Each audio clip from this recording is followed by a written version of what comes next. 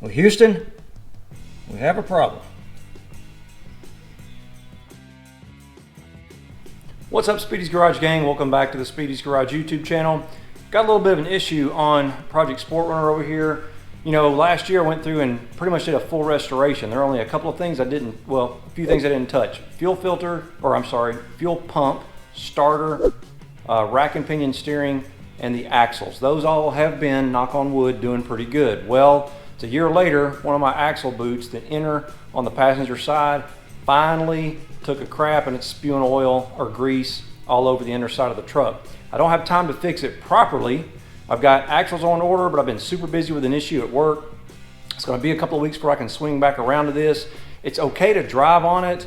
I wouldn't take it off-road or anything and get a bunch of grit and crap in there if you can help it. For me, it's just going to be, you know, highway driving back and forth to work, but I want to try to prevent all that grease from flying everywhere, number one, and number two, I do want to try to protect that CV joint as best I can without any debris or water or other things getting in there. So I'm going to attempt a field repair. We'll see how it works.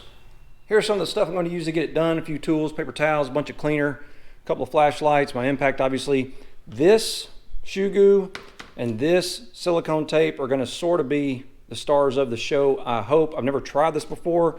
It's kind of an idea I came up with. I'm going to see if I can't make a repair because my crack is, I think, right next to the clamp that holds it to the axle, and I may be able to do enough with this to get me by for a couple of weeks until I can repair it properly.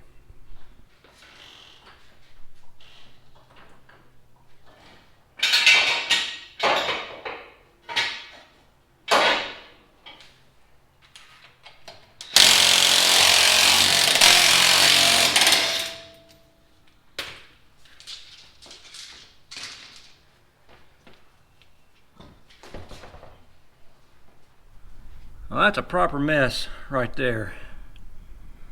And the hole, hopefully you can see, a little tear, I'll come around this side, a little tear right there by that clamp. I don't know if you can see it because of the shock and everything in the way. Try this angle. Right there, you can see that. That's what I'm going to try to repair. To get started, I have to clean up some of this mess.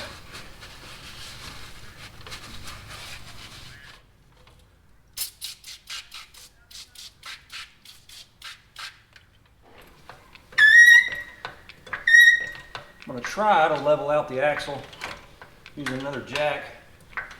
It's a little easier to work with that, having that boot extended so far.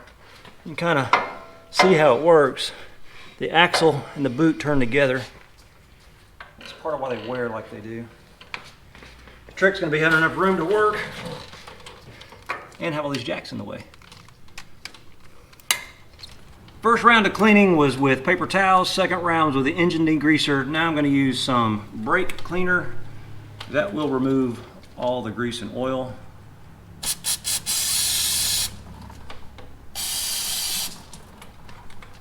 I'm going to focus it just on the area where I'm going to repair.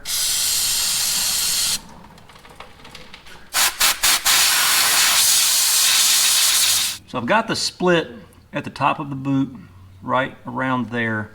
Now I'm hoping our shoe goo can come in and sort of save the day. I gotta find a good way to get it in there though. It's gonna be messy, just warn you.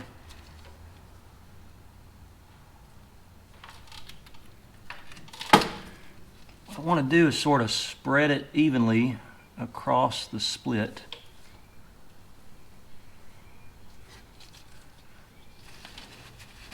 And then I sort of wanna work it to get it to kind of absorb some into the split, if that makes sense.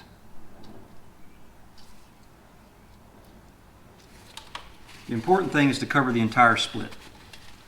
I'm pretty happy with that. It's the best I can do. It's well coated. I'm gonna let that set up. The paperwork that comes with that shoe goo says it takes about 24 hours, so we're gonna let that do its thing. I've let this dry overnight. Kind of give it a check here. It feels pretty solid. Now I'm going to come around, kind of belt and suspenders is sort of how I do things. And I'm going to come around with some of that silicone tape. See if I can't reinforce that a little bit, just to give me a little extra protection there.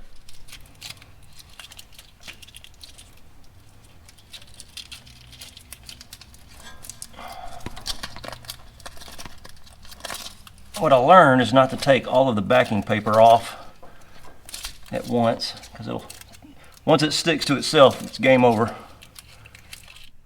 After a couple of curse words, that's where it ended up. It's a little tricky to use that tape in this tight space, because once it touches itself, it wants to bond to itself. There's some pieces. So make sure you got plenty. The roll, I'll leave a link in the description, it's 10 feet long. I used probably half of it. So that's done. All we gotta do is put the wheel and tire back on and go for a test drive and cross our fingers.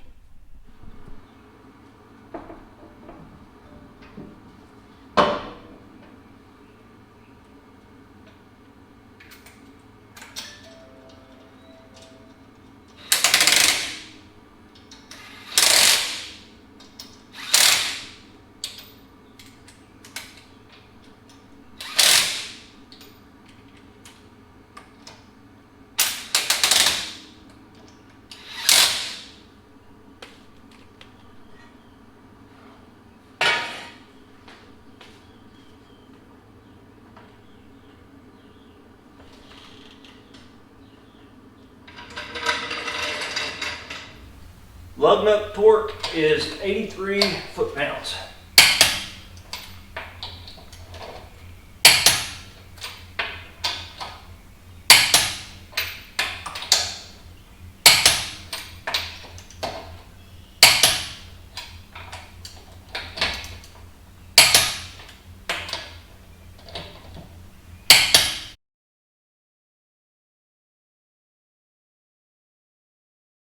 Well, what was going to just be a quick test drive and maybe a week or so to give time for the new axles to show up turned into 7 months. It's been 7 months now since I made that little quote, quote, field repair, and I don't know how many thousands of miles, but several thousand miles on the vehicle, and it's lasted. So that temporary fix has sort of turned into a permanent fix, and I do have the axles. They are here. I've just got them in storage under the toolbox here for when I finally decide to put them in, but I'll show you what the actual repair looks like, and that again is after several thousand miles and about 7 months worth of time. So the repair worked very, very well. So I'm honestly tempted to just kind of let it ride. I'm sort of hoping that maybe the driver's side will fail, and then I'll have a real reason now to swap the axles out. I'll get a little more time out of them, a little more miles, a few more miles out of the factory axles before I swap them over. Stay tuned for that. When it does fail, or when I finally decide to just go ahead and swap the axles out, I'll shoot some content on that and show you how I do it. Other than that, I'm just gonna keep driving old Project Sport Runner here. It's been a great truck. Haven't had many problems with it over the 164,000 miles I think it has on it now. You do know, if you've been following along, restored it or kind of went through and did like a minor restoration on it about a year ago, and that's all turned out great. I'll show you the interior. Still looks really good. You can see there the cat skin leather and all that. Still looks like new. Undercarriage of the truck. Still all looking really, really good.